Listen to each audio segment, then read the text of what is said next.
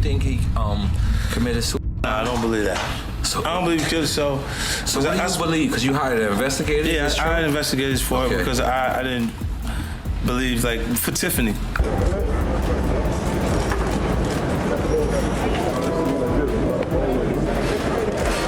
Excuse us. Make way, please. Chris Lighty's death is labeled a suicide. Right. I can't live with that. I can't fathom that because this is the first I seen. You see, Nori, this is the first that was somebody. So I could never, ever see Chris doing something to himself. That's true, so your family feel you should do the investigation? No question. Okay, why is that? I just feel that there's a lot of unanswered questions, and I need answers. You need answers? Yeah. You don't feel like he took his own life? The receipts from the most recent autopsy report on Chris Lighty were recently made public by 50 Cent at last.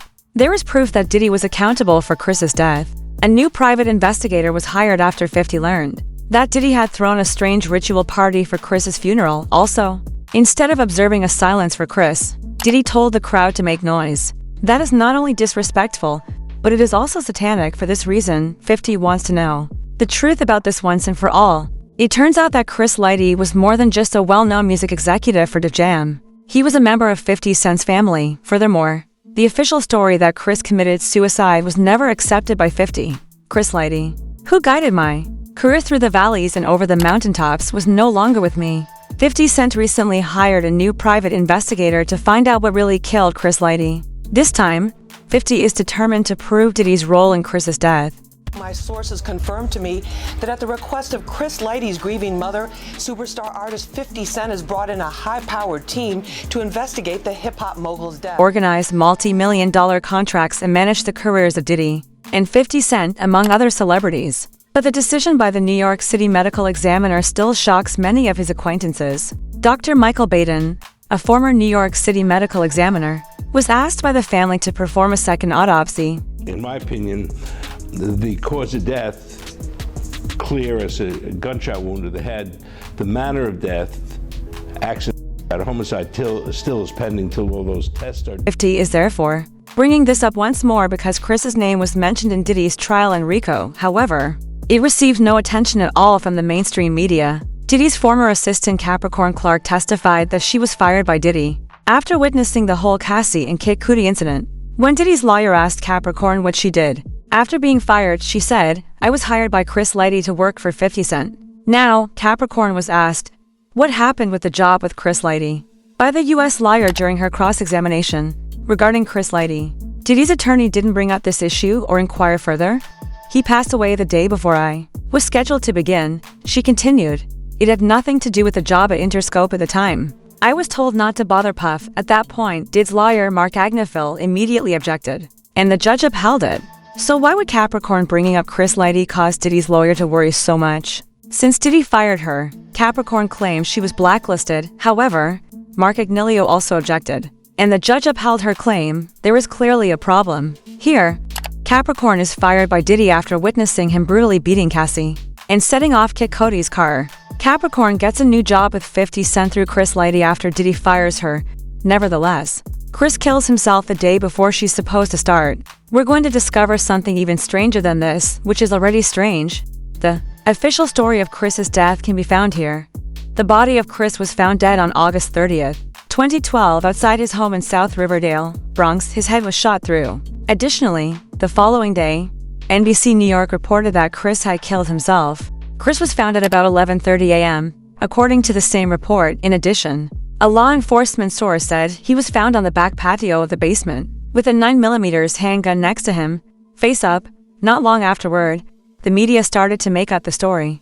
Before he died, Chris reportedly fought with his estranged wife, Veronica, according to some, while others said he was angry because he owed a significant amount to the IRS. However, 50 Cent and other people who knew Chris well denied all of these rumors. In a later Drink Champs interview, 50 candidly said he didn't believe Chris killed himself. He denied reports that Chris was struggling financially as well. Chris was actually doing very well financially, according to 50. Since he had just recovered the money he had lost, he gave back the $1 million he had borrowed from 50 as well. Chris basically managed you your whole career. Yeah. Chris managed me basically my whole career. I'm sorry to ask this question, but we're going to both ask this question. Do you think he committed suicide? I don't believe that. He got money, but it was tied in the investments that he would have lost. He would have had penalties if he pulled out before the time period. So I said, I give you $1 million and you just give it back to me. You know, when the thing is like on the time periods, like we'll make periods and say, all right, cool. He didn't even ask. I said I give it to you because it didn't make sense for me to we make too much money together for you to be under those. I'm not sure you're gonna work the same. Right. If you got that type of pressure on you, this is going to skip you. You miss it. They didn't miss no family vacations, no nothing. All right. Everything's happening the way it would happen at any other point. So the crazy part is at the time that I'm actually getting the phone call from him, is me telling him, look, he's saying, yo, that's already dealt with. Because like time went by, He's talking about what is it? When he say he gave me back the $1 million, Lord. Oh, he gave you back. So the money that I had loaned him, the $1 million, at the time that right before he passed away, is us having a conversation like, yo, talk to your people because all that money, you know, I did that. That's dope. It's all back now. So he's telling me. What matter of time is that? Like that was 2 weeks later? Nah, it's an 8-month time period. Okay. But in the 8-month time, he gave you with the profit? He put the money back, the $1 million back. So he said, "Yo, that's back. So why the you talking about financially being strapped?" And after that, Chris negotiated for 50 Cent to go on a world tour shortly before his tragic death. A second source close to Chris confirmed to Fox 5. Now, sources also tell me that Lighty was not deep in a bottomless financial hole and that he had just secured a world tour for 50 Cent for next year, which would have brought him millions of dollars. A number of authorities also denied that Chris's divorce was the reason behind his suicide. Veronica Lighty denied fighting with Chris before his death, according to this Daily Mail article. Chris's family, however, did not believe that he killed himself. In addition, Chris's brother Dave Lighty claimed in an interview with Swayan the morning that all of the charges of foul play were accurate. You know, there's been a lot of rumors and things swirling around your brother's death. I'm not even gonna ask you about that. Okay? Well, the rumors are justified. They're justified? I believe. Additionally, Dave mentioned that the family was conducting their own investigation because they believe the police closed the case too quickly. You know, one of the things that people have been talking about is an investigation that's going on. Is that true? Definitely. That's true, so your family feel you should do the investigation? No question. Okay, why is that? I just feel that there's a lot of unanswered questions, and I need answers. You need answers? Yeah. You don't feel like he took his own life? Nah. You know, I was with my brother almost every day. So, you know, till the last couple of months because I was going to school. So that's not my brother. That's not in his DNA. DNA. Not my brother. I know we were all going through stressful times. Everybody was. Shit, the economy is terrible right now. But at the same time, man, Chris was a go-getter. You know, the ultimate non-stopping machine. Yeah. You know, and that's just not something that I would see him putting upon the rest of us and everybody that he knows that looks up to. Following that, Chris's cousin Al claimed that Chris could not have killed himself even if the NYPD handled the situation poorly. He inquired, according to Ab. NYPD just went on what they thought. There's nothing in the house that says, I don't want to live anymore. He was feeling very good for a long time. How could he possibly have done that? That's when 50 Cent stepped in and began working with private investigator Les Lavini to address the issue. You see, 50 considered Chris to be family. 50 also often said that he could not have done it without Chris's assistance, as 50 recounted the moment he learned of Chris's death in his audiobook, Hustle Harder, Hustle Smarter. You could almost feel the pain in his voice. On August 30th, 2012, I was in my office working on a promo plan for New Day, a track I just done with Alicia Keys, when I received an urgent phone call from a friend. He had devastating news. Chris Lighty, my longtime friend and manager, was dead. I had been standing in the middle of a bustling office, but when I heard the words, Chris is dead, it was like the noise around me suddenly turned off. I can't believe I just heard you say those words to me, I told my friend. Say it again so I'm sure I'm hearing you right. But there was no miscommunication, no mistake. Chris Lighty, the man who helped guide my career, both through the valleys and over the mountaintops, was gone. Even more devastatingly, I was being told that he had shot himself. That Chris Lighty, one of the smartest, most self-assured, and most motivated people I'd ever met, had decided to take his own life. To this day, it doesn't feel right. 50 further demonstrated how much Chris meant to him by including Tiffany, Chris's daughter, in his will. As soon as I learned he had passed, I made a vow that I would look out for Tiffany in his absence. I tried to live up to that promise, rewriting my will to include her. I'm so supportive of Tiffany that I didn't even flip when she knocked the mirror off one of the Lambos I let her drive. That's how you know it's love. 50 clearly saw Chris as much more than a business associate. Chris first got to know 50 when he was still out promoting his mixtapes. Immediately, they clicked and Chris started managing 50. Shortly after establishing Violator management in 1996, famous musicians like Mariah Carey, Busta Rhymes, and Cool J have previously appeared on Violator. 50 was added in the latter part of the 1990s. From a relatively early age, Chris, who was in his 50s, helped him navigate his career. So, in light of this, you can only imagine 50's reaction upon discovering that Chris may have been taken out by Diddy. This is where things start to get really depressing. Leo Lavigne worked as a private investigator for 50 Cent. He concluded that Chris was not a suicidal person. I guess it comes down to the question, do I believe that Chris killed himself? According to Lavigne on Fox News, the answer is no. Furthermore, Lavigne said, Chris has absolutely no chance of committing over money or over his marriage. He had too many other options, Lavigne went on to say. Just before he died, 50 Cent told Fox that Chris had just agreed to work with him on a $4 million tour deal, which backed up Lavigne's comments. Meanwhile, other insiders in the industry started sharing publicly that they didn't believe Chris killed himself. Having known Chris for years, Tony Yo said on Drink Champs that the official explanation for his death was nonsensical. Chris Lighty's death is labeled a suicide. Right. I can't live with that. I can't fathom that because it's the first I seen with the G-Wagon. This the first I seen get fly. You know what I'm saying? This the first where we used to come to Violator. That's when it was, you know, they had Buster, they had Diddy, they had Foxy. I'm coming there, you see Freeway, you see Nori. This is the first that was somebody. So I could never ever see Chris doing something to himself. And he's always gonna get money because fucking when it comes to that G-Unit brand and that 50 brand, Chris Lighty and Violator play a major part in that. When he rapped about Chris Lighty in his 2012 obituary song, Hip Hop expressed sadness and inquired about Chris's death. He was helpful to my career. We took $1 million offer together. What killed him? Their claims are false. But anyone who knows Chris is aware of this. For whatever reason, the results of the second autopsy that Chris's family decided to have conducted in the interim were never made public. So what does this signify? Has anyone been bought off? Why did a number of industry figures' involvement in foul play spark such intense public debate? They didn't believe Chris killed himself, did they? But all at once the whole story just disappears. Yes, it's fairly clear why. Yes, precisely. Diddy used his connections and power in law enforcement to hide the real evidence and stage Chris's death as self-inflicted, according to many people.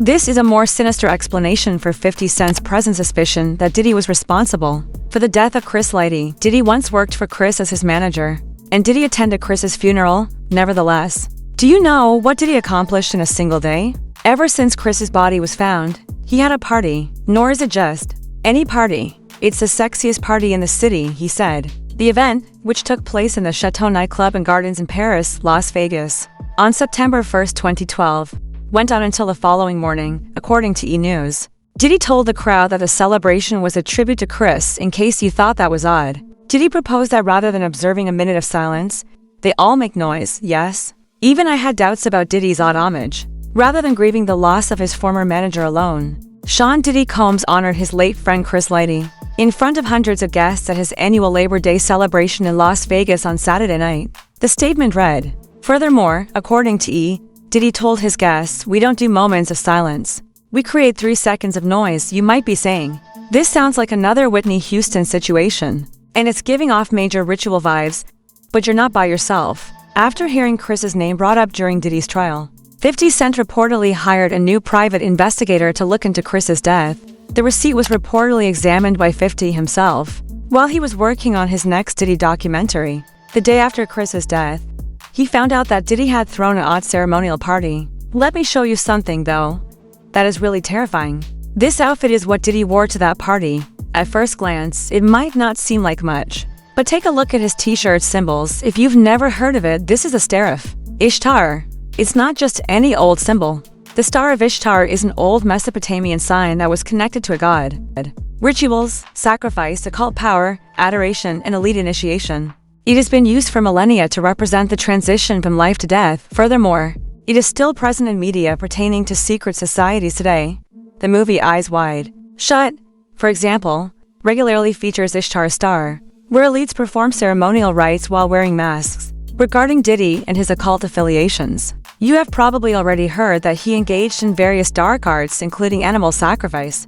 So this is according to a former bodyguard that while on the way to receive the verdict back for this 1999 club shooting case, so years ago, decades ago at this point, but Diddy allegedly made a pit stop in Central Park. He met a man and they allegedly took part in some sort of ritualistic killing that was supposed to bring him good luck. Hence a symbolism. The date of Chris's death and Diddy's obsession with destroying 50 Cent. It was all too near to one another.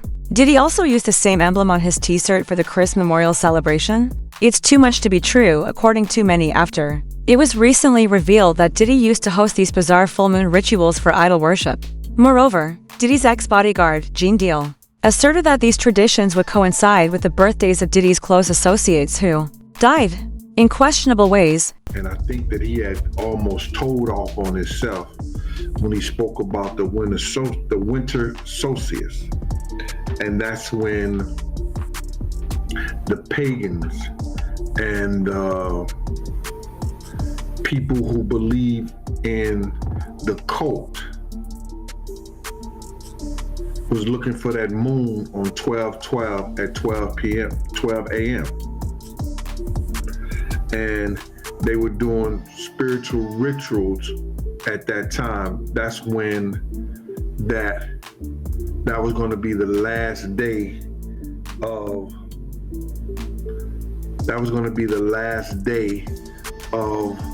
the full moon. And that means that the seasons and all that stuff has changed. But when you get into that spiritual realm stuff, it was when people they went and they paid homage to certain sacrifices and homage to certain idols. And on the third day, they would drink, party, be merry, and the men would have sex with each other. If you don't believe it, look it up for yourself.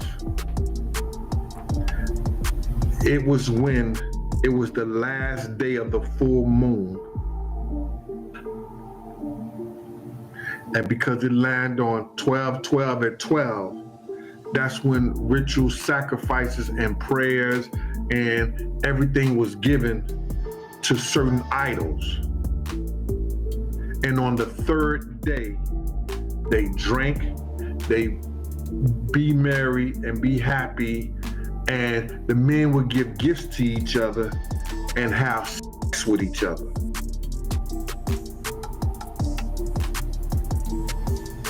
So it was bigger than that. And he gave his day on my man's birthday, 3 days after the full moon, 3 days after the last moon on 12/12, 12 a.m.